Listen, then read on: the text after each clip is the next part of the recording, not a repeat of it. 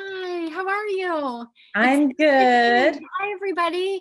I'm Dr. Hillary Fredrickson and this is Dr. Kara Burkhart. We're the co-founders of Cultivate Fertility, and I'm going to try to change.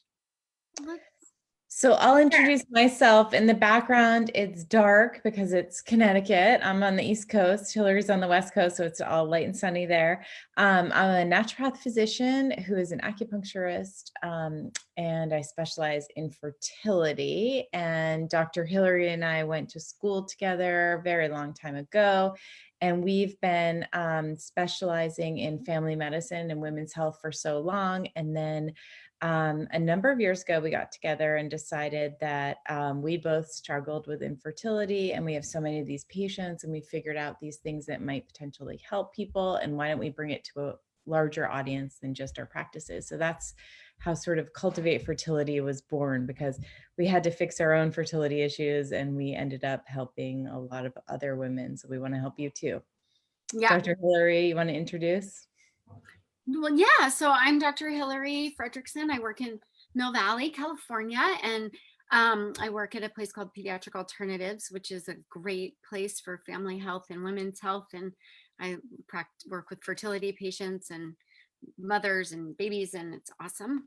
And Dr. Kara and I were at a conference, a fertility conference, and had the idea that we wanted to we felt super passionate about fertility, and we wanted to bring our work together and in a business, in a setting outside of our practices where we could really kind of offer a lot of information for women and create a line of products that we love. And so that here we are, Cultivate And Fertility. tonight we're actually sharing our fertility stories, or infertility stories, I guess. And we don't necessarily share this in entirety or even in parts with our patients. So it'll be interesting. A few of you out there will learn some stuff about us. And I think it's just good because we want everybody to know that we've been there. And we also have a document that's free to download that goes through 5 things that we really think are important that we wish we had known when we were struggling with infertility. So it's called 5 Ways to Prepare for Pregnancy, and it'll be in a link under this. Hillary has a copy right in front of her. You can get it from the Instagram link tree or on our website at Cultivate Fertility, but and there will be, I think that we'll have a link we'll with have a it. link right under this. Really nice. It walks through 5 different things that we think are really important to help you get your body in the best shape possible for pregnancy. And there's a lot of different things we could have gone with, but these are sort of the things that we really talk to our patients about.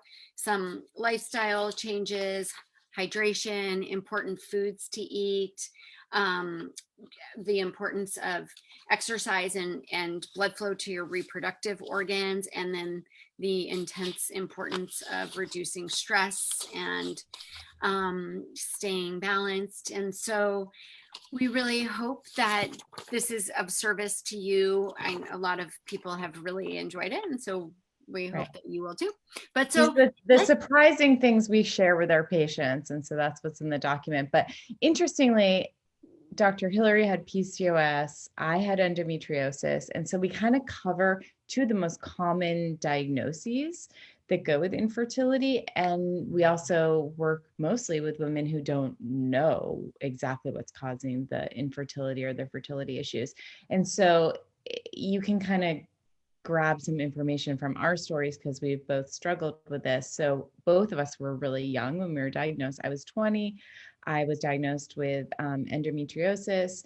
Of course, I had no idea what that was. And this kind of sent me on the path that many of you are on, going to gynecologists, trying to figure it out. I ended up having 2 surgeries, had an ovary removed, was told I was going to struggle with infertility. I mean, when you're 20, when I was 20, I wasn't really thinking about babies so much. But when I got into my medical residency and I actually wanted to have a baby is when I really started to work on it. And And that's where a lot of the lessons sort of started to come in for me. So I started working with a really good acupuncturist. I started really working on my nutrition and my diet, and there were some serious problems there.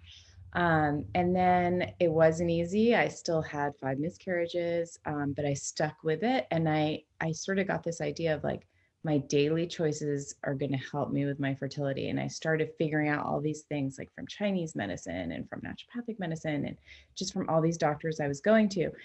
And through that kind of arsenal of natural medicine, I started to feel quite a lot better. But I was, 30, and I thought, if I have all this, I'm down one ovary, I have all these issues, I'm having all these miscarriages, maybe I should do IVF.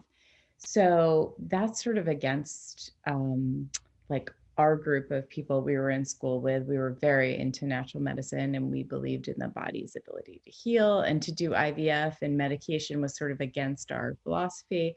So I did it, but I kind of did it in secret. I didn't really tell my friends.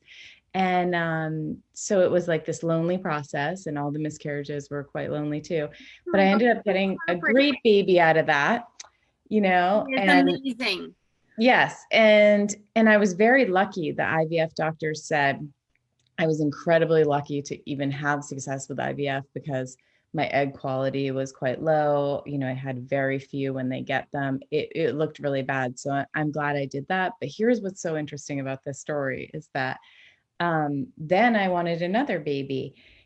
And through all that work, the diet, the herbs, the everything I did, I was able to conceive naturally. And my daughter just came with no assistance whatsoever, even after all that. So it kind of Incredible. opened my eyes to, this is amazing, the power of kind of all these daily choices that I made. So that was really cool. And a lot of the things I learned along the way are in that free download document. If you want to grab it, there should be a link right below, because they're really simple lifestyle choices that you could be doing, whether you're doing IVF, whether you want to do it all naturally. And so it's worth looking at. It's And then incredible Hillary. what you went through. Yeah. And a big reason it influences a lot of our work, because what we don't want is we don't want women to suffer alone through miscarriages. Right. We want them to be in community and supported, and to be able to find a voice to talk, get help. And because it's a lot to carry, it's a lot of struggle and pain. And but in the end, Kara has these 2 incredible kids. So it's just such a story of your preservation, or your perseverance and Right. resilience. And what Well, and I think it's great because if you're in that dark place of just heartbreak, every month when you get your period, just, you know, maybe look at doing something else, and just look at all the options, do some research, see what's out there, and just think about, maybe everybody that you're going to doesn't know everything. This thing is kind of a magical process. And I mean, just the explanation from the doctors that I went to, I wasn't going to get another baby without doing another IVF, and it was highly unlikely even doing more IVF. And then I got another baby. It was great. So I know you have these 2 great babies, and they're so close together, and they're so gorgeous. Anyway, Oh, um, yeah, so that it's interesting because when we first started having our infertility issues, so I was diagnosed at 22, nobody knew anything about diet. Nobody connected potential toxins or chemical reactions with hormones, or mhm. you never even really heard about stress and hormones. And I went to this doctor, and I hadn't had periods for a really long time, and I had taken the birth control pill, and so it like just forced cycles on me. But I went, I think I was 22, living in Boston, and I went to this like specialist, and they diagnosed me with PCOS. I had cysts all over my ovaries. I was likely to be infertile, and there was really nothing to do. I could stay on the pill and just kind of hope that when I wanted to get pregnant, maybe it was different. It was one of those things where I was like, oh my gosh, where you walk into the doc, you have no idea. Like, I just thought that I was going to talk about my periods. And then all of a sudden I literally left home like, I'm going to be infertile. Wait, I'm going to be infertile. What does that mean? And it took me a really long time to get my cycle together.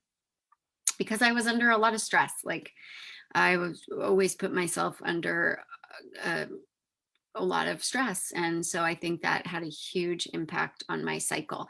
We really know now, and we talk about so much in our programs. It's such this catch-22 for women, because women are working really hard and they're stressed, and then all of a sudden you want to have a baby and you're looking around and it's so stressful when you're not, or you can't, and it's so hard to like just not be stressed. But yet those stress hormones interact so much with the sex hormones and have an influence with the cycle. So I think that was a big part of my issue. And my diet, I was I went into natural medicine in a way, because I went to see a natural doctor after this when I was like, wait, there's no options, there's no information. It's just sort of like, this is what I have to like accept at 22. And I worked with a different doctor. It is sort of what led me on my path to become a naturopathic doctor, acupuncturist. And I just remember her talking to me so much about diet. And I was like, whoa, no one's ever talked to me about diet, and how much sugar I actually was eating to just fuel my stress. Like just, Mhm. that was my thing. And even in medical school, when we were studying how much sugar we were eating and caffeine we were consuming, and just running that kind of extra stress life. And my periods, sometimes I would just, it would be months and I would not have a cycle. And when I wanted to get pregnant, I was like, oh my God, this is like nowhere to be found, my cycle. Like, how am I going to know when I'm ovulating? How am I going to? So I really had to do a lot of lifestyle work to get it together. And thank goodness I had the resources where people told me that my lifestyle changes make such a difference for PCOS. And now we have all the evidence. I mean, there's tons of research on different diets and different exercise and different things you can do, but we didn't have that, 20 years ago or something. Now we really have that information, but unfortunately, I don't think people have that information just in their daily lives. So it'd be good to everyone who's diagnosed with PCOS to be like, here's the things you do. And you'd start doing it now, because when you want to have a baby, then it'll all be in place, right? So anyway, we are super passionate about fertility, and not judgmental about how you get your baby, whether you need IVF or you do IUI, or you want to only do natural things. Preparing your body for pregnancy and getting it ready, no matter what you're doing, is really important for your body. It's cultivating the healthiest soil possible so you can grow this really healthy baby. And when you work with families and babies, you can see that often babies sort of well, they pretty much take on what the mom's given them as far as their toxic burden or their different things. So I really stand clear that the more we get ready for pregnancy and the kind of clean out as much as we can and get rid of as many toxins as we can in our skin environment, the healthier pregnancies we have, the healthier babies we have, the healthier environment we have. It's just like Right. good for everybody. And, So and we so come into this. We do there it is more some in in that. programs, but we have a big program at the end of the month where we talk more about that soil, kind of nourishing the soil, and ways that you can really keep your eggs healthy and the soil in your body. I mean, we called ourselves cultivate because it's this concept of growing something and cultivating something and doing daily work and making a beautiful thing. And so this is just one step of the journey, but it's got all these, it's such a funny thing to put up because it's disorienting. This is a pretty pregnant lady. That's a It's nose, lovely angle, that's right? the belly. It's really hard, but there's all these our good friend that works with us and helps do our graphics for us, because Kara and I, we're not graphic Not ladies, our thing. but our No. great friend Naomi that works with us, like she just makes such beautiful things. So it's fun. Beautiful. Recipes and a lot of different ideas. Anyway, we hope you enjoy it. So Thanks for being with us, and we will keep getting good information to you. Make sure you download the guide of the 5 ways to prepare for pregnancy, and we'll see you next time. yeah, and just so you know, like Kara and I do Fertility Fridays on Friday afternoons, 1 p.m. in California on the Pacific and 4 p.m. on East Coast time. And we do that on at Cultivate Fertility on Instagram Live. So if you want to hang out with us, it's a great, easy way to ask questions and to just have conversation. We often talk about stuff that's come up for the week for us or whatever, you know, we pick a topic and go. And so if there's topics that you're interested in learning more about, please comment in our big Facebook page. But if you want to be more intimate, our Facebook group is definitely more intimate, and people who are just trying for a pregnancy or working on their fertility. So you can message us or just let us know what you want to know more about. But we're happy to grow our community and to just be with you and give good information, and look forward to seeing you pop onto our whatever this thing and grab that. Okay, enough. Bye bye.